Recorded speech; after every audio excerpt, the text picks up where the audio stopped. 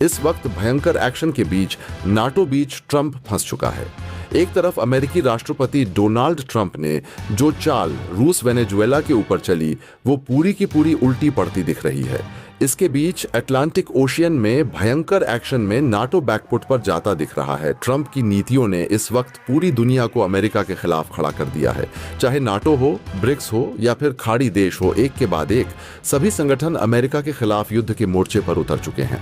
हाल यह बन चुका है कि अमेरिका का नॉर्थ अटलांटिक ओशियन में बना जमावड़ा इस वक्त पूरी दुनिया की तरफ से आक्रामक का केंद्र बनता जा रहा है। एक तरफ ब्रिक्स देशों में चीन, रूस, भारत और साथ ही साथ नाटो देशों की तरफ से भी ट्रंप के खिलाफ सीधा जंग ऐलान कर दिया गया है। तो वहीं अमेरिका को लेकर के ईरान और तुर्की को लेकर के जिस तरीके से बयानबाजी दी गई है, उसके बाद खाड़ी देशों ने भी सीधा अमेरिका के खिलाफ मोर्चा खोल दिया है।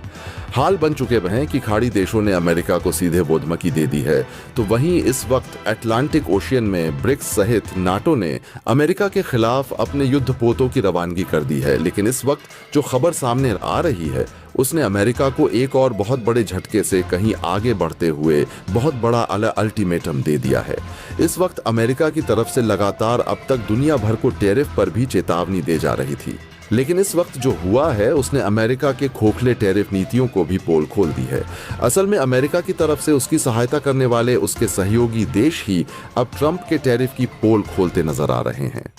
इस पूरे घटनाक्रम को अगर समग्रता में देखा जाए तो मौजूदा वैश्विक भू राजनीति एक ऐसे निर्णायक मोड़ पर खड़ी दिखाई देती है जहां दशकों तक जिस अमेरिका को निर्विवाद वैश्विक नेता माना जाता रहा, वही अमेरिका इस वक्त चौतरफा दबाव, असफल नीतियों और रणनीतिक भ्रम की स्थिति में फंसा हुआ नजर आ रहा है। और इसी बीच भारत एक ऐसे केंद्र बिंदु के रूप में उभर कर सामने आया है जिसकी ओर अब न केवल पारंपरिक सहयोगी देश बल्कि वे ताकतें भी देख रही हैं जो कभी प्रत्यक्ष या अप्रत्यक्ष रूप से अमेरिका के नेतृत्व वाले खेमे का हिस्सा रही हैं।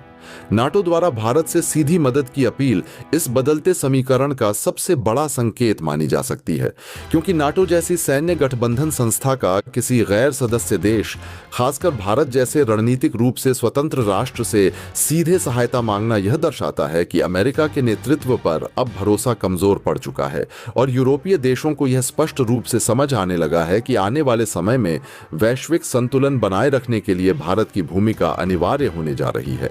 इसी बीच चीन द्वारा अमेरिका के सामने अपने नए युद्धपोतों की तैनात करना केवल शक्ति प्रदर्शन नहीं बल्कि एक स्पष्ट राजनीतिक संदेश है कि अब एशिया प्रशांत क्षेत्र में अमेरिका की एक तरफा दादागिरी को चुनौती देने वाली ताकतें खुलकर सामने आ चुकी हैं। और जब रूस अपनी नॉर्दर्न कमांड फोर्सेस को अमेरिका के खिलाफ संभावित वॉर जोन में शामिल करता है तो यह तस्वीर और भी साफ हो जाती है कि शीत युद्ध के बाद पहली बार अमेरिका को एक साथ कई मोर्चों पर गंभीर रणनीतिक दबाव का सामना करना पड़ रहा है। अमेरिका की विदेश नीति जो लंबे समय से प्रतिबंधों, धमकियों और सैन्य दबाव पर आधारित रही है, इस वक्त उसी पर भारी पड़ती दिख रही है, क्योंकि जिन देशों को वह अपने प्रभाव में रखकर चला करता था वही देश अब वैकल्पिक ध्रुवों की तलाश में भारत की ओर झुकते नजर आ रहे हैं।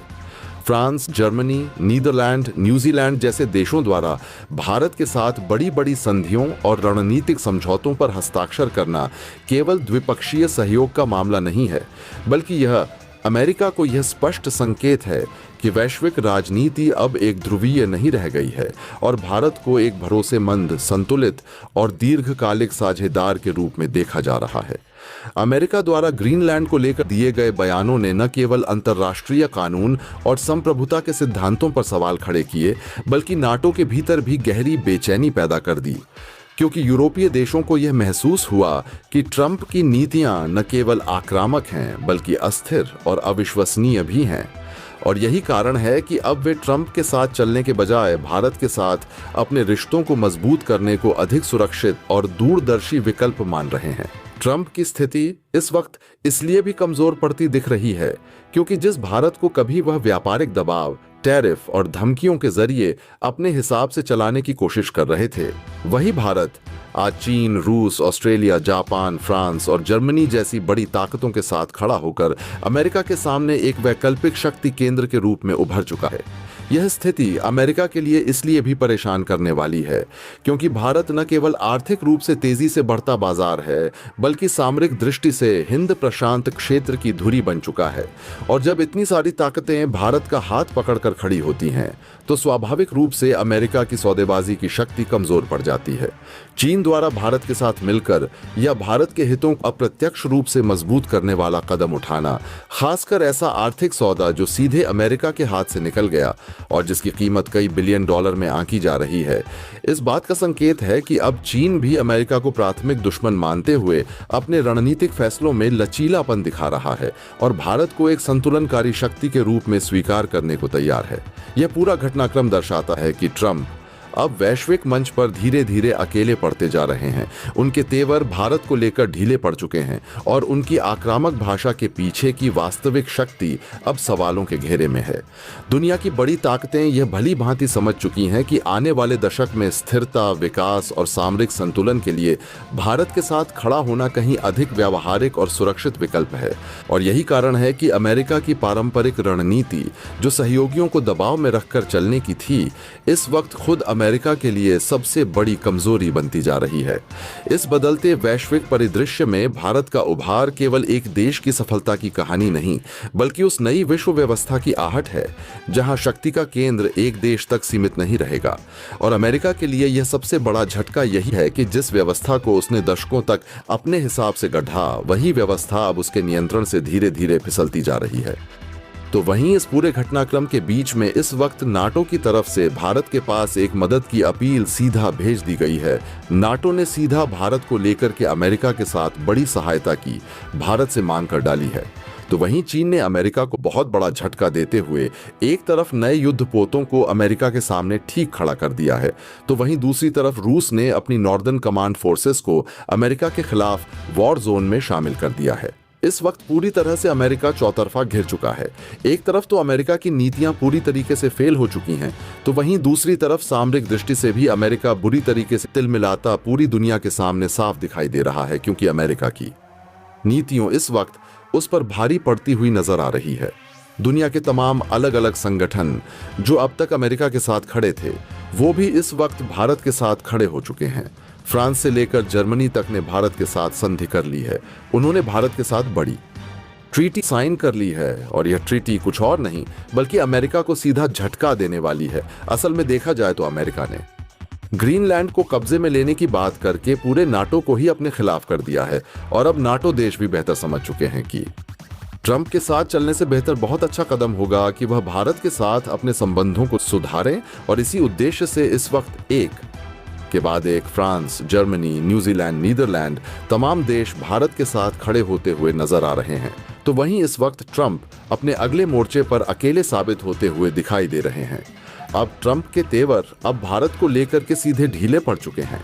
असल में जैसे ही पूरी दुनिया के सामने भारत का डंका बजना शुरू हुआ, भारत को लेकर के एक तरफ चीन, दूसरी तरफ रूस, इसके बाद ऑस्ट्रेलिया, जापान सहित फ्रांस और जर्मनी जो कभी अमेरिका के सहयोगी माने जाते थे, उन्होंने भी भारत का हाथ पकड़ते हुए भारत को अमेरिका के सामने खड़ा कर दिया है। उसके बाद से ट्रंप की हालत खराब हो रही। अब ऐसी बन रही है कि ट्रंप बेहतर समझ चुके हैं कि भारत के समर्थन में दुनिया की बड़ी ताकतें अपना अगवा मानते हुए भारत को इस वक्त अमेरिका के सामने मोर्चे पर तैनात कर चुकी हैं। और तो और चीन, जो कभी भारत को अपना दुश्मन मानता था, वही चीन इस वक्त भारत को लेकर के ऐसा कदम उठाया है, ऐसा काम किया है जिसने अमेरिका को सीधे बहुत बड़ा झटका दिया है। और यह झटका छोटा मोटा नहीं बल्कि कई बिलियन डॉलर का सौदा सीधे अमेरिका के मुंह के निवाले की तरह छीन लिया है। चीन ने क्या है इस वक्त पूरी खबर, क्या पूरी अपडेट इस वक्त सामने आ रही है? खबर एक नहीं है, खबरें कई हैं। और इन खबरों के बीच आप समझ पाएंगे कि असल में अमेरिकी राष्ट्रपति डोनाल्ड ट्रंप भारत के सामने घुटने टेकने को कैसे मजबूर हो गए हैं। और इसके पीछे की भारत की पूरी कूटनीति भी समझ पाएंगे इस वीडियो में। चैनल को अगर अभी तक आपने सब्सक्राइब नहीं किया तो सबसे पहले चैनल को सब्सक्राइब करके बेल आइकन को जरूर दबा लीजिएगा, ताकि इससे जुड़ी खबर अपडेट आप तक सबसे पहले पहुंचती रहे। दोस्तों, इस वक्त अमेरिका की छावनी बन चुका नॉर्थ अटलांटिक ओशियन, अमेरिका के हाथों से वो समुंदर फिसल चुका है। हाल ये बन रहा है कि अमेरिका को छोड़ के बाकी दुनिया की तमाम जो नेवी है इस वक्त युद्धपोतों का जखीरा लेकर के ट्रंप के खिलाफ खड़ी हो चुकी हैं। अगर एक तरफ देखा जाए तो ट्रंप की नीतियां और दूसरी तरफ पूरी दुनिया की ताकतें एकजुट हो चुकी हैं। हाल यह बन चुका है कि अमेरिका अपने ही मोर्चे पर बैकफुट पर जाता दिखाई दे रहा है। यह बात अब तक वेनेजुएला की सामने आ रही थी, लेकिन ट्रंप के हाथों से तो अब उसका वेनेजुएला पर जिस चीज को लेकर के सबसे बड़ा कंट्रोल स्थापित करने की कोशिश थी, यानी कि उसका क्रूड ऑयल, अब वो भी ट्रंप के हाथों से फिसल चुका है, क्योंकि दुनिया के तमाम देशों ने वेनेजुएला की ताकत को भारत के हाथों सौंपने का फैसला लिया है। यानी कि अब भारत के हाथ में बहुत बड़ा कंट्रोल आने जा रहा है। और इस पूरे घटनाक्रम के बीच में भारत ने न सिर्फ नाटो के साथ इस वक्त बहुत बड़ी मीट की है, बल्कि भारत ने फ्रांस और जर्मनी को लेकर के भी भारत के विदेश मंत्री एस जयशंकर, आपको बता दें कि इस वक्त नाटो देशों से एक के बाद एक मीट कर रहे हैं। और यह मीट भारत अपनी तरफ से नहीं, बल्कि नाटो खुद चाहता है कि भारत 2023 में नाटो देशों से एक के बाद एक मीट कर रहा है के साथ उनकी जल्द से जल्द बातचीत अग्रिम दर्जे पर हो और ट्रंप को रोकने की भारत के साथ मिलकर बड़ी प्लानिंग की जाए। और तो और वेनेजुएला जैसे देश की जो कार्यवाहक राष्ट्रपति बनाई गई हैं, उन्होंने भारत के पीएम मोदी से तक गुहार लगा दी है कि भारत ही अब इकलौता देश है जो ट्रंप के इन नीतियों से और ट्रंप के लगातार इन घटनाक्रमों के बीच भारत को मदद के जरिए वेनेजुएला को बचाया जा सकता है। और इस पूरे घटनाक्रम में अब नाटो की तरफ से भी भारत के पास बहुत बड़ा ऑफर आया है। नाटो ने भारत को लेकर के साफ कर दिया है कि अब वक्त आ चुका है कि भारत को उसकी सीट, उसका हक, वो जगह भी दी जाए जिसको लेकर के अब तक पूरी दुनिया भारत के साथ खड़ी थी, लेकिन कुछ एक देशों की वजह से भारत की वह कुर्सी नहीं मिल पा रही थी। जी हाँ, इस वक्त यूएन में बैठे दुनिया भर के डेलीगेट्स, दुनिया भर की बड़ी ताकतें भारत के साथ अपना समर्थन दे चुकी हैं। हाल ही बन चुका है कि भारत की वीटो पावर को लेकर भी इस वक्त पूरी दुनिया भर में सहमति बन चुकी है। कहा यह जा रहा है कि अब वक्त आ चुका है कि भारत को यूएन में सबसे उच्चतम दर्जा दिया जाए। लेकिन छोड़िए, यह बात तो छोटी रही, लेकिन इस वक्त हालात जो बन रहे हैं, उस हालात ने चीन की तरफ से जो इस वक्त फैसला दिया गया है अमेरिका को लेकर के, वो सबसे बड़ा झटका साबित होता है। चीन ने सीधे तौर पर अमेरिका की सबसे बड़ी रीढ़ पर एक नहीं, दो नहीं, बल्कि हर तरफ से हमला बोल दिया है। दोस्तों, इस वक्त वैश्विक राजनीति और सामरिक शक्ति संतुलन जिस तेजी से करवट ले रहा है, उसने दशकों पुरानी उस धारणा को लगभग तोड़कर रख दिया है कि नॉर्थ अटलांटिक ओशियन अमेरिका की निजी छावनी है और वहां उसकी मर्जी के बिना कोई बड़ा कदम नहीं उठाया जा सकता, क्योंकि हालात अब यह साफ संकेत दे रहे हैं कि यह समंदर धीरे धीरे लेकिन निर्णायक रूप से अमेरिका के हाथों से फिसल चुका है और दुनिया की लगभग तमाम बड़ी नौसेनाएं जो कभी प्रत्यक्ष या परोक्ष रूप से अमेरिकी नेतृत्व में चलती थीं, अब अपने अपने युद्धपोतों का जखीरा लेकर ट्रंप की नीतियों के खिलाफ एकजुट खड़ी दिखाई दे रही हैं। एक तरफ ट्रंप की आक्रामक, अस्थिर और दबाव आधारित नीतियां हैं, तो दूसरी तरफ पूरी दुनिया की सामरिक और राजनीतिक ताकतें जो अब यह समझ चुकी हैं कि अमेरिका के साथ आंख मूंद कर चलना उनके अपने हितों के लिए खतरनाक साबित हो सकता है।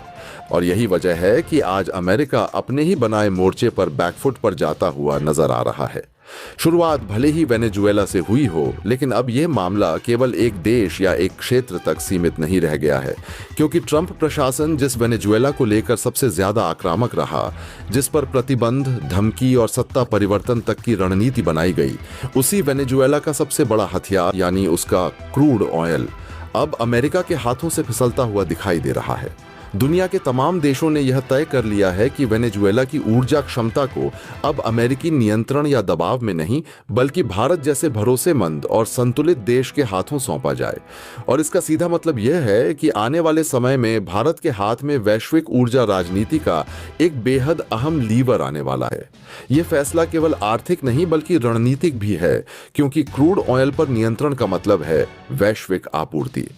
श्रृंखला पर प्रभाव। और जब यह प्रभाव अमेरिका के बजाय भारत के हाथ में जाएगा तो शक्ति संतुलन स्वाभाविक रूप से बदल जाएगा। इसी पूरे घटनाक्रम के बीच भारत ने न केवल नाटो के साथ उच्च स्तरीय बैठकों की एक नई श्रृंखला शुरू की है, बल्कि फ्रांस और जर्मनी जैसे देशों को साथ लेकर एक बड़ा और दूरगामी कदम उठा लिया है। और यह कदम भारत की तरफ से दबाव में आकर नहीं, बल्कि वैश्विक शक्तियों की मांग पर उठाया गया है। भारत के विदेश मंत्री एस जयशंकर